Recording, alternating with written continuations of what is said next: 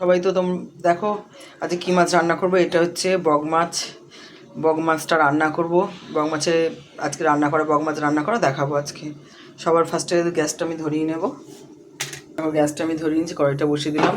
আর বগ মাছ রান্না করার জন্য নিয়েছি আমি সর্ষে, আর এখানে নিয়েছি কাঁচা লঙ্কা, ধনেপাতা আর টমেটো। এবার আমি কাঁচা লঙ্কা, ধনেপাতা আর টমেটোটা একসঙ্গে পেস্ট করব, তারপর আলাদা সর্ষেটা পেস্ট করব। চলো, কড়াইটা গরম হয়ে গেছে, দিয়ে দিচ্ছি তেল। আর এই এটা কিন্তু সম্পূর্ণ নদীর মাছ। এই মাছটা হচ্ছে সম্পূর্ণ নদীর মাছ। এটা পুকুরেও হয়, পুকুরে একটু ছোট ছোট হয়। এটা হচ্ছে নদীর মাছ। আর এই মাছে কিন্তু আদা টাদা একদমই কিচ্ছু চলবে না। আদা, পেঁয়াজ, রসুন এগুলি চলে না। পেঁয়াজ রসুন দিয়ে করা যায় না তা না, পেঁয়াজ রসুন করা যায়। কিন্তু এখন যেটা আমি যেইভাবে রান্না করছি সেটার মধ্যে কোনো পেঁয়াজ রসুন কিচ্ছু চলবে না, আদাও চলবে না। কড়াইটা গরম হচ্ছে, এখন আমি মাছগুলো দিয়ে দিলাম। আস্তে আস্তে দেখো দিয়ে দিচ্ছি মাছগুলি আমি উল্টে দেবো।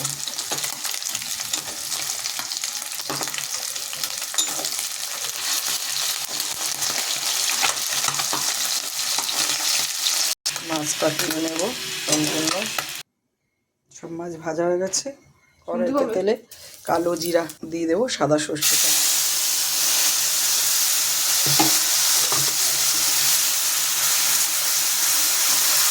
হচ্ছে এই যে ধনেপাতা, টমেটো আর কাঁচা লঙ্কা বাটাটা।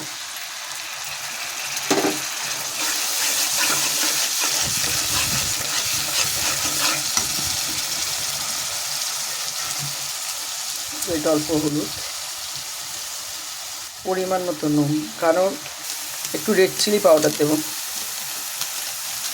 আর সবচেয়ে বড় কথা এই যে আমি মশলা কিন্তু প্রত্যেকটা মশলা কিন্তু মিহি করে বাটিনি, একটু মানে আদা আদা বেটেছি। আর ধনেপাতা কিন্তু আর পরে আর দেবো না, এই ধনেপাতা দিয়ে দিয়েছি। এবার সম্পূর্ণ মশলাটা কষাবো।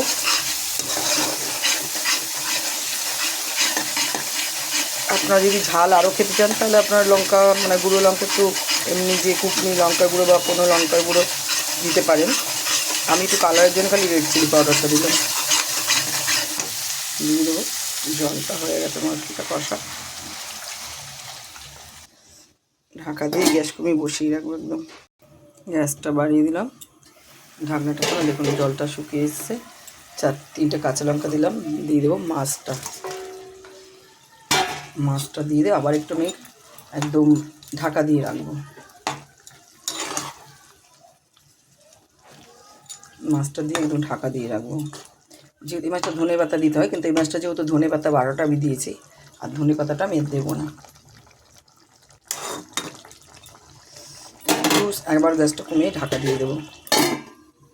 হয়ে গেছে, এটা আমি এবার গ্যাসটা অফ করে দিলাম, নামিয়ে নেব। হয়ে গেছে আমার মাছটা। দেখুন, ভালো লাগলে লাইক করবেন, কমেন্ট করবেন, শেয়ার করবেন। আর অবশ্যই বগ মাছ এইভাবে রান্না করে খাবেন, খুব টেস্ট গরম গরম ভাতে। আর অবশ্যই শেয়ার করে দেবেন।